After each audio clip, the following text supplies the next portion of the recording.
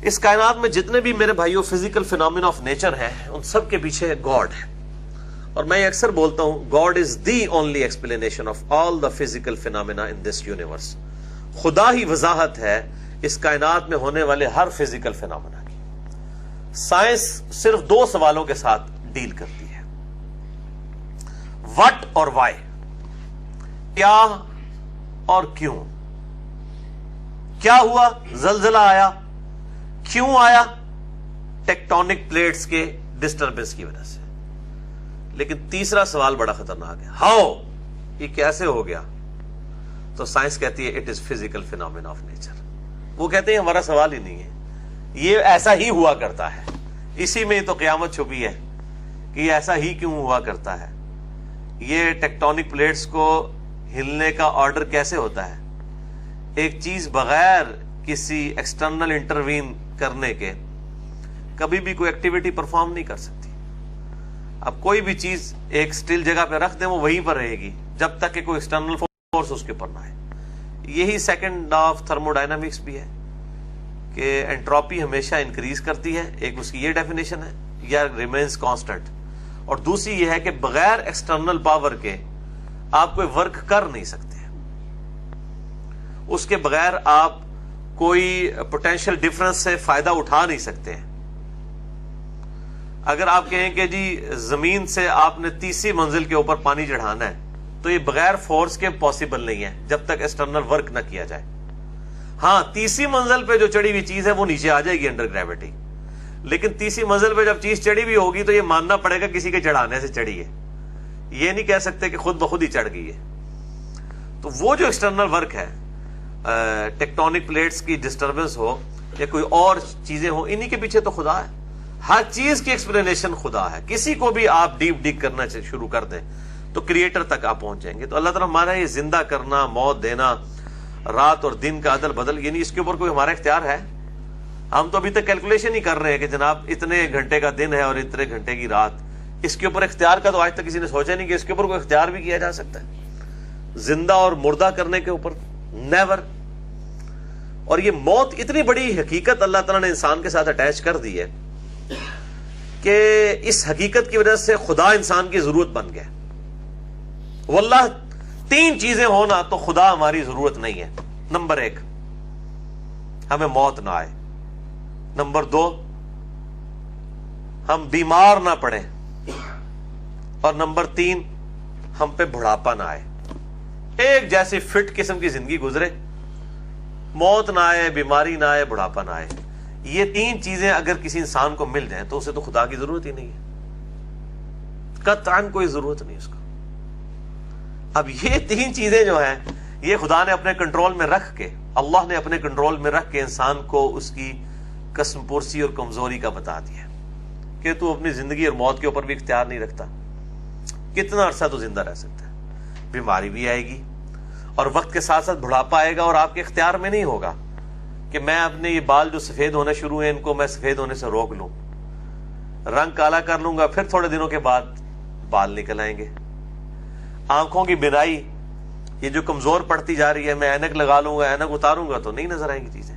اس طریقے سے جسم کمزور ہونا شروع ہو جائے گا، اور کرتے کرتے انسان جو ہے وہ ایک رذیل عمر تک پہنچ جاتا ہے، الٹیمیٹلی ڈیتھ.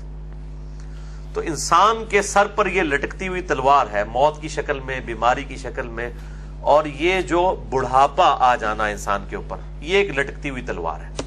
تو خدا انسان کی ضرورت بنتا ہے نا اس کی وجہ سے، اسی لیے تو اس نے تلوار لٹکا دی ہے.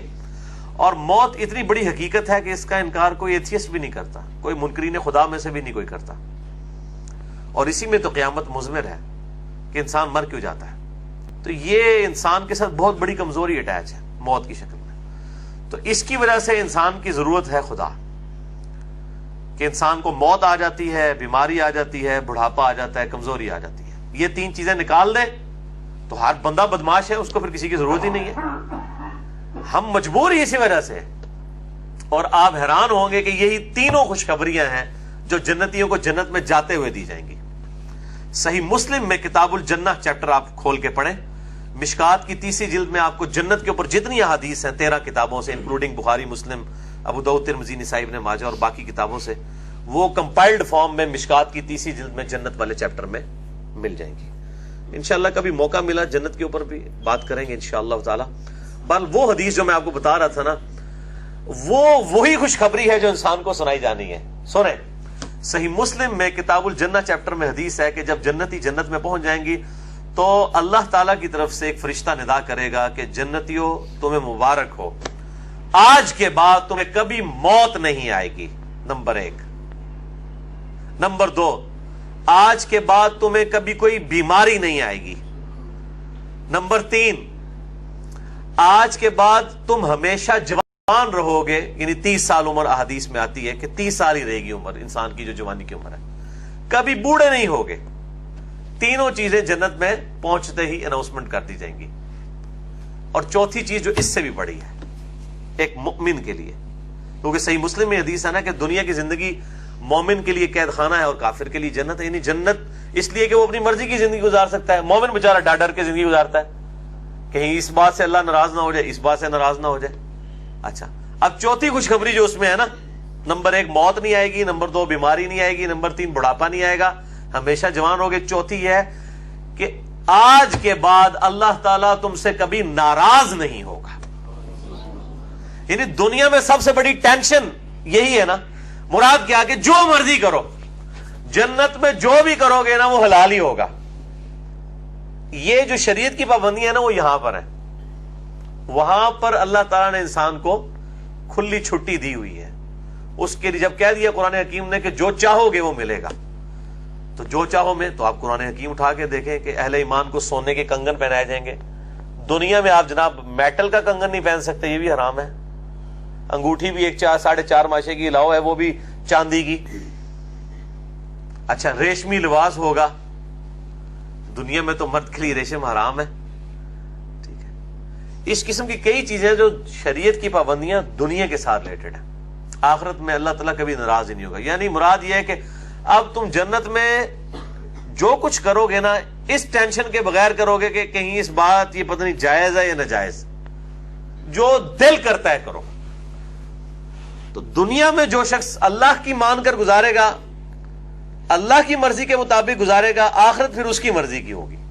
اور جو دنیا میں اپنی مرضی کی زندگی گزارے گا، پھر آخرت اللہ کی مرضی کی ہوگی اس کے لیے، جو کچھ اس کے لیے ہونا ہے. وَلِعَوْذُ بِاللَّهِ تعالی. اب یہ ایک ڈیٹیل تلک ٹاپک ہے.